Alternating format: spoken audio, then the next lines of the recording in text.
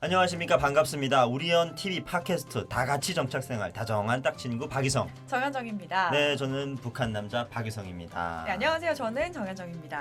지난해 그 우리 재테크 첫 번째 시간 들으신 분들 또 여기 현재 계신 분들이 굉장히 알찼다고. 맞아요. 와, 그거 듣고 나 청약을 왜 이때까지 안 된지 진짜 알았다고 막. 그러니까요. 와, 너무나도 이제 좋아하시는 분들이 있어서 저희 또한 뿌듯합니다. 네, 오늘은 또 그 대망의 두 번째 시간이죠. 더 유익한 얘기들, 꿀팁들 저희 많이 준비했으니까요. 채널 고정이고요. 역시 세 분과 함께 합니다. 재테크 전문가로 우리은행의 반포역 지점장이신 차성훈 지점장님 나오셨습니다. 환영합니다. 반갑습니다. 어서 오십시오, 지점장님. 네. 그리고 입국 15년 차인 김미향님, 그리고 20년 차인 윤민선님 두 분과도 역시 함께 하겠습니다. 어서 오세요. 어서 오십시오. 네, 안녕하세요. 네, 우리 미향님 대한민국에 와가지고 그 아무나 이루지 못하는 내 집 마련의 꿈 이루신 분이에요. 네. 정말 부럽습니다. 하지만 이분이 초반부터 이렇게 꿈을 이룰 그런 계획과 어떤 실천을 가지고 계시진 않았을 것 같아요. 대한민국 맞아요. 와가지고 초반에는 또 어떤 삶을 이어갔는지 저는 우리 미향님의 어떤 삶을 좀 보고 그대로 따라갈 거거든요. 네. 미향님, 네, 초반에 어땠는지 좀 궁금합니다. 아이고 정말 힘들었지요. 빈선에 네. 나와가지고 하나원에서 빈집을 주고 아. 그때는 뭐 빈집에서 시작을 했고 그때 그 하나원에서 얘기할 때 일자리를 구하려면 너네 벼룩시장이랑 뭐 가로수 같은데 알아보면 된다. 그렇게 신문에다 신문. 어. 그래 그게 잠깐 기억이 나가지고 전화를 해보니까 어디서 오셨어요? 말이 이상하잖아요. 우리 그렇죠. 처음에 왔을 때는 네. 어디서 왔으니까 저는 북한에서 왔는데 그러니까 북한 사람이요?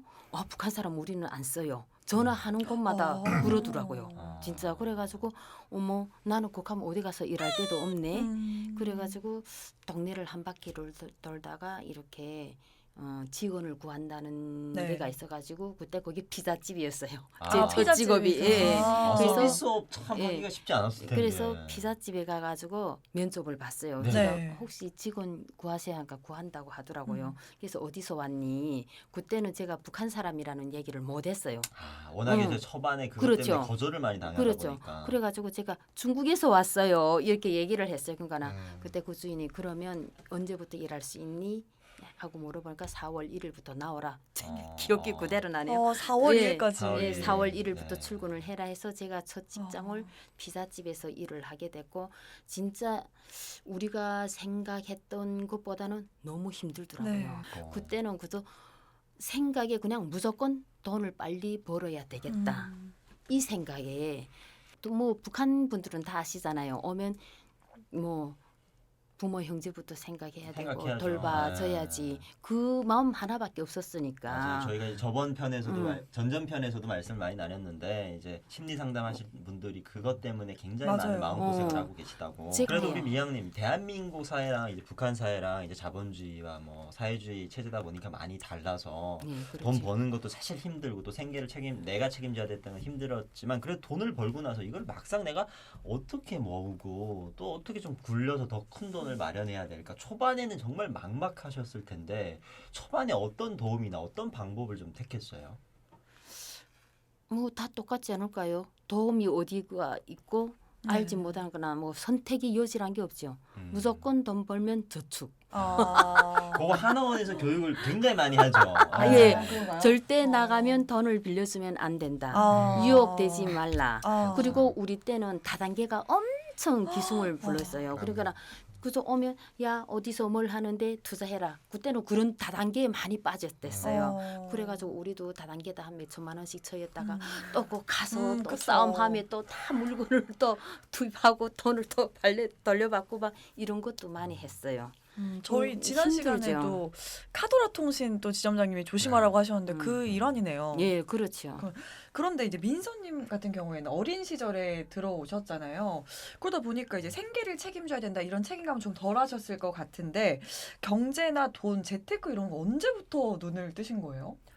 사실은 뭐 한국에 처음 정착했을 때 제 어린 마음에 솔직히 빈집을 주고 저희가 정말 3개월에 한 번씩 이렇게 기초 수급을 받잖아요. 네네네. 근데 그렇게 봤을 때 제가 하고 싶은 어쨌든 꿈이라던가 이런 것들을 펼칠 수 있거나 그런 생각을 못했던 것 같아요. 그래서 부모님의 어쨌든 그런 부담감을 좀 덜어드리기 위해서 제가 선택했던 직업이 이제 피부 미용 쪽이었고 그걸 빠르게 습득을 하고 나면 샵을 내고 자립심을 좀 이제 빠르게 자리를 잡을 수 있다라는 생각 때문에 이제 그 기술 배우고 그리고 나서 경제관념을 정말 많이 배우게 됐던 계기는 제가 이제 샵을 오픈하면서부터 정말 많이 부딪히면서 배웠던 것 같아요.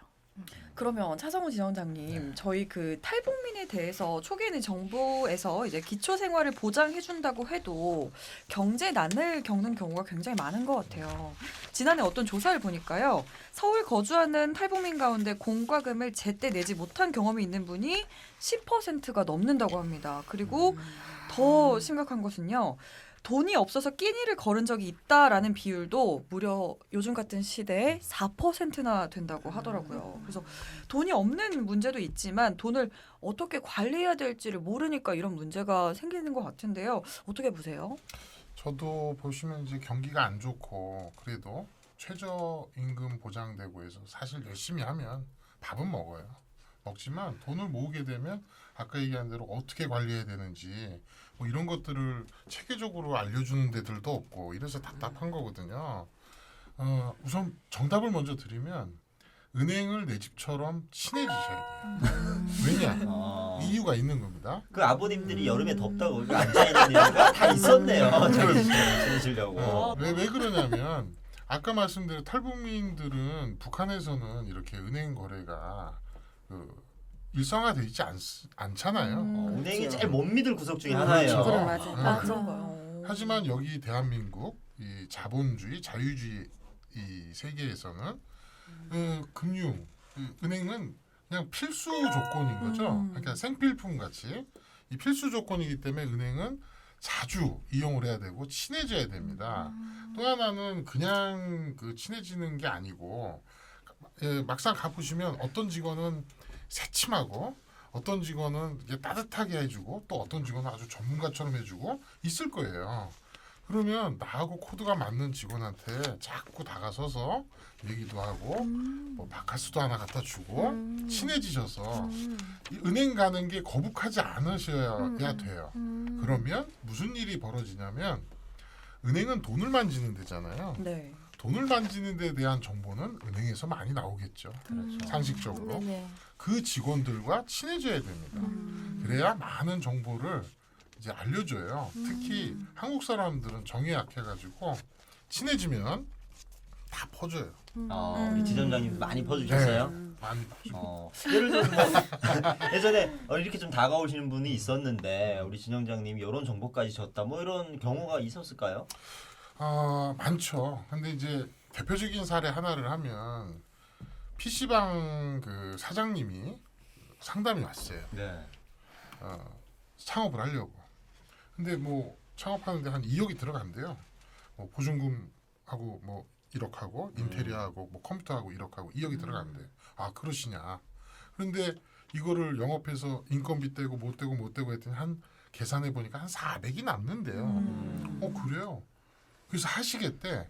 그래서 하지 마세요. 제가 이제 친해졌으니까. 400만 원 큰 돈인데요, 꽤. 그렇죠. 근데 하지 마시라고 그랬어요. 제가 왜 400을 가지고 생활은 할 수 있습니다. 그러니까 월급 받듯이 네. 생활은 가능하지만 착각한 게 있어요. 내 돈이 지금 2억이 들어갔잖아. 이 2억을 회수를 해야 되거든요. 그거를 사업적으로 볼 때는 손익 분기점이라고 그래요.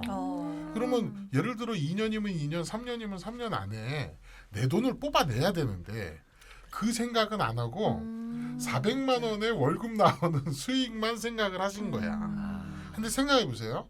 2년이 지나면 그 PC는 다 중고가 돼서 똥값이 됩니다. 그죠? 네. 장사가 안 돼가지고 또 그럴 수도 있고요. 이러해서 만약에 2년 안에 이 경기가 안 좋아져가지고 피해를 보게 될 경우 내가 이 가게를 내놔도요 2억을 회수를 못하게 될 수가 있잖아요. 그러네. 그래서 이런 걸 설명을 해드리고 사장님 잘못 생각하셨어요. 이제 아끼고 친하니까 아주 붙잡고 내가 말렸단 말이죠. 그래서 결국은 안 하시게 됐어. 하고 자기가 아는 딴 사람이 거기를 하게 됐는데 결국은 쫄딱 망했습니다. 아유, 결론은 우리 지점장님이 맞았다 뭐 이런 얘기를 해주셨습니다. 도와줬죠. 알겠습니다. 네, 우리 미양님도 사실 이제 적금이라고 하면 은행 선택부터 있어가지고 정말 처음에는 되게 막막했을 것 같아요. 어딜 가서 어떻게 내가 적금이라는 말만 들었지. 북한에 있을 때는 농장 밑에다 넣어놓는 게 적금이었는데 그렇지. 이거를 이제 은행에 가가지고 내 돈을 누구한테 맡긴다? 처음에는 사실 믿음이라는 게 안 갈 것 같아요. 우린 또 이 은행이라는 게 익숙치가 않으니까 처음에 어떻게 좀 이렇게 접근을 하고 이제 은행을 좀 가깝게 지냈는지 어땠어요? 또 정부의 지원이 좀 있었나요? 정부 지원은 초창기 때 그냥 뭐 기본 뭐 수급 기초 네네. 수급하고 그리고 우리 때는 1년 일하면 돈이 처음에 350이 나왔을 거예요. 네. 350 나왔던가? 400. 그렇네요. 미양님 저한테 물어보신 것 처음에는 같은데. 350 나오고 1년 일하면 350 나오고 2년 일하면 450 나오고 3년 일하면 550이 나왔어요. 그리고 또 뭐가 있었냐면 회사에 취직을 하면 사장님 앞으로 돈이 50만 원씩 나와요. 그러니까 우리 같은 경우는 그때 투자 자체 몰랐고 보험 자체를 몰랐어요. 아, 보험료도 안 내셨구나. 그때는 거의. 우리가 보험료 처음에는 안 내죠. 막 들어라 하는데 뭐 그거 젊었으니까 우리가 뭘 아프겠나. 그렇죠. 그러니까 그때는 그걸 생각을 못하고 보험을 안 열 때니까 그냥 번 돈을 무조건 저축을 해가지고 은행이라 갔다 그냥 은행이라 그냥 갖다 맡겼죠. 그죠? 우리 그 미양님 말씀하신 것처럼 지정자님 이게 기초생활 수급자라는 게 일하지 못하는 사람한테 최소한의 금액으로 생계를 유지할 수 있는 어떤 국가의 보조금인데 네. 사실 많은 분들이 아니 그럼 내가 일을 하면 여기에 잘리는데 굳이 일을 해야 돼? 라고 생각하시는 분들도 있을 것 같단 말이에요. 근데 경제적으로 내가 자립을 해야 되고 여기서 탈출해야 된다. 사실 왜 굳이 해야 될까? 그게 좀 궁금합니다. 우선은 그 정부에서 자리 잡을 때까지 그러니까 적응할 때까지 지원을 해주는 거죠. 네. 그래서 평생을 그렇게 그 자리 잡고 사는 거는 아니잖아요. 그래서 발전을 해야 되니까. 또 하나는 자본주의에 이제 오셨어. 근데 자본주의에서 또 하나 알아줘야 될 거는 이 자본주의도 계급이 있어요. 알게 모르게. 그래서 살다 보시면 옛날에 조선시대에 뭐 양반이 있고 양민이 있고 중인이 있고 노비가 있고 있듯이 지금도 비슷하게 있습니다. 자 그럼 한 명씩 여쭤봅니다. 자 우리 지정자님, 네 뭐예요? 양반이에요? 뭐 평민이에요? 저는 이제 외모가 사채업자이기 때문에 중인 정도로 가고요. 알겠습니다. 네, 양반 없는 걸로. 근데 이제 여기서 중요한 건 그거죠. 그렇게 계급이 나눠져 있다는 거는 힘의 그 권력인 건데 이 자본주의의 아까 말한 장점은 그래도 누구한테나 기회를 열어놨다. 내가 열심히 하면 가능하다. 이게 좋은 거거든요. 그래서 아까 기초생활에서 벗어나서 더 나은 삶 아니면 내가 부자가 될 수 있도록 열심히 뛰어서 만약에 지금 내가 저소득층이다. 그러면 이제 서민층에서 중산층에서 부자로. 부자로. 그렇게 뭔가 대한민국 사회에서 내가 이제 발전해 가고 있고 네. 살아가고 있다. 그럼요. 뭐 전진해 가고 있다라는 느낌을 받으려면 네. 꼭 기초생활 수급자에서 탈피를 하셔서 해야죠. 경제적인 자립을 해야 된다. 네, 차성우 지점장님, 저희 그 대한민국에서의 경제적 자립을 위해서는 뭐 회사도 다니고 사업을 해서 또 돈을 버는 것도 중요한데 잘 모으고 투자하는 것도 좀 중요하다라는 생각이 들어요. 근데 조금 전에 1편에서 투자의 기본은 분산 투자다라고 그렇죠. 말씀을 얼핏 하셨거든요. 맞습니까? 맞습니다. 우선은 분산 투자는 리스크를 최소화시키는 거고요. 네. 그러니까 위험 부담을 줄이는 거죠. 네. 그래서 만약에 이제 은행 거래를 예를 든다면 아까 여기 사장님이 하셔서 적금을 할 수도 있고요. 네. 채권형 펀드를 할 수도 있고 어려운 용어입니다. 그렇죠. 주식형 펀드를 할 수도 있고 또 지분 마련을 위해서 청약을 할 수도 있고요. 네. 그리고 또 달러 외화를 할 수도 있고 달러도 달러도 저축을 할 수 있습니다. 그래요. 통장에다가. 미국이 망할 일은 거의 없을 거니까. 그렇죠. 그래서 여러 가지의 그 금융도 이 종류가 있잖아요. 네. 이거를 이제 은행원과 친해진 이후에 정보를 받아서 네. 요거를 분산을 해서 분산 투자를 하셔야 되는 거예요. 저축을. 그래서 분산 투자는 기본입니다. 그리고 반드시 장기가 또 기본이에요. 단기로 뭐 뭔가를 이루겠다라는 욕심은 버리셔야 돼요. 최소한 3년 이상 뭐 이렇게 장기로 접근을 하셔야 답이 된다. 이렇게 보시면. 그러면 지점장님 투자의 기본이 분산 투자다라고 지금 말씀하고 계신데요. 분산 투자라고 하면 사실 좀 추상적으로 느껴집니다. 좀 알아야 될 기본 상식이 있을까요? 우선은 그 투자잖아요. 네. 투자는 기본 베이스는 빚내서 하시면 안 돼요. 빚은 네, 내지 네, 말아라. 그러니까 뭐 예를 들어서 아까 말한 코인 투자를 하는데 네. 예? 하지 말라고 그랬잖아요. 야 방금 아버지 같았어요. 하지마. 야 다 때려쳐. 코인 투자를 하는데 네. 내가 돈이 없는데 이게 혹하니까 대출을 받아가지고 한다. 이게 비트라고 그렇죠. 하죠 요즘에. 비트죠. 절대로 빚내서 하는 거는 사절입니다. 절대 아, 안 금물이다. 됩니다. 네, 아, 비트는 네, 하고 있지 않은 네. 걸로 제가. 두 번째는 아까 얘기한 대로 단기로 뭐 1년 안에 성과가 나오는 거는 도둑놈 심보예요. 그잖아요. 세상에 공짜는 없어요. 그죠? 공짜 점심은 맞습니다. 없다. 맞습니다. 그렇기 때문에 뭐 1년 안에 무슨 뭐 이자가 뭐 이만큼 주겠어요? 없습니다. 장기의 기본은 3년부터라고 보시면 돼요. 그래서 3년. 장기로 가야 된다. 그리고 중도에 포기하시면 다 깨집니다. 다 말짱 꽝이다. 네. 네. 그러니까 중도에 자꾸 갈등하시면 안 돼요. 내가 이렇게 하기로 했는데 분산 투자를 하기로 했는데 하다가 또 남들이 얘기해가지고 야 그거 돈 되겠어? 뭐 이렇게 꼬드기면 이걸 해 말어. 이러다가 중간에 포기하는 그런 불상사가 벌어지면 안 된다. 어떻게 보면은 투자의 기본은 좀 인내심을 좀 갖고 있어야 되겠네요. 끈기가 필요하죠. 종교 정도 하나 가지고 있어야 될 것 같아요. 왜냐하면 마음이 불안할 때마다 가가지고 맞아요. 기도라도 네. 해야지 안 그러면 자꾸 손을 넣다 뺐다 하니까 우리 민서님과 이제 미향님 우리 지점장님이 얘기하신 것처럼 아까 했던 그 분산 투자의 종류 중에 뭐 펀드도 있고 연금 저축 뭐 이런 것도 굉장히 많아요. 아까 보험도 굉장히 많이 들고 계신다고 했는데 이런 용어들에 대해서 어느 정도 좀 알고 실질적으로 하고 계시는 것들이 있어요?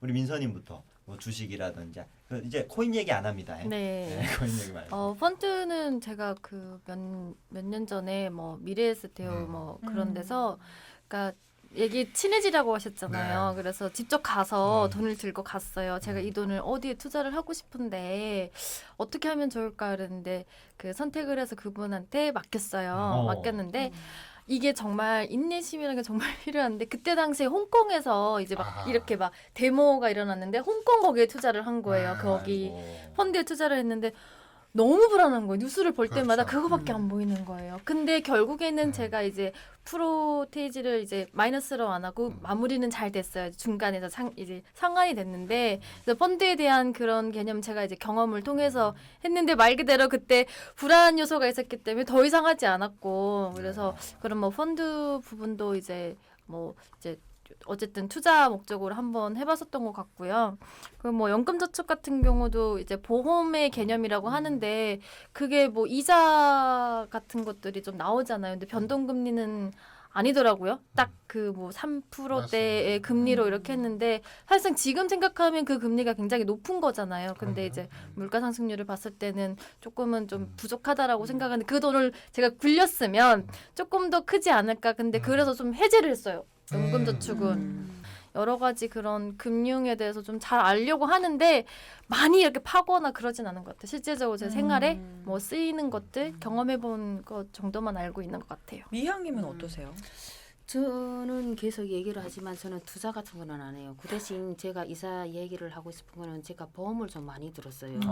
그런데 이제는 조금 부담감이 가가지고 요즘에는 이 보험을 어떻게 정리를 좀 해야 되지 않을까 그런 생각을 많이 하고 있고 저는 보험 중에 하나 이자 민서님처럼 이제 노후에 조금 돈이라도 목돈을 좀 뺄 걸 하나 기본적으로 그건 또 따로 또 생각하고 연구 있거든요. 한 20년 만기 때 그냥 조금 찾아야지. 알겠습니다. 근데 이런 것도 되게 자 이제는 그러면 우리 부담이다. 지점장님이 좀 한숨을 한번 쉬었거든요. 이 보험이라는 게 사실 보험. 우리가 보험, 생각하기에 보험. 이게 투자라는 개념보다는 내가 어떻게 보면 뭐 사고가 있을 때 예방하거나 그거를 대책하는 어떤 수단으로 쓰이는데 보험도 어떻게 보면 투자나 재테크의 한 부분을 볼 수 있나요? 있죠. 있는데 어. 제가 한숨을 쉬었잖아요. 한숨을 쉬었잖아요. 모든 크게 사람들이 한번 지금 쉬었습니다. 그렇게 하면 보험금 나가는 거에 지금 많이 힘들어하니까 맞아요. 네. 제가 조금 많은 힘들어가지고. 강의를 통해서 그 직장인들한테 강의를 하고 그 후에 개인 컨설팅을 할 때 제일 먼저 다가서는 게 지출 축소, 구조 조정을 시킵니다. 지출 축소. 나가는 왜냐하면 돈을 막자 이거죠. 그렇죠. 네. 수입은 정해져 있잖아요. 네. 수입은 고정돼 있는데 계속 줄어들어요. 왜? 계속 줄어들고 있어요.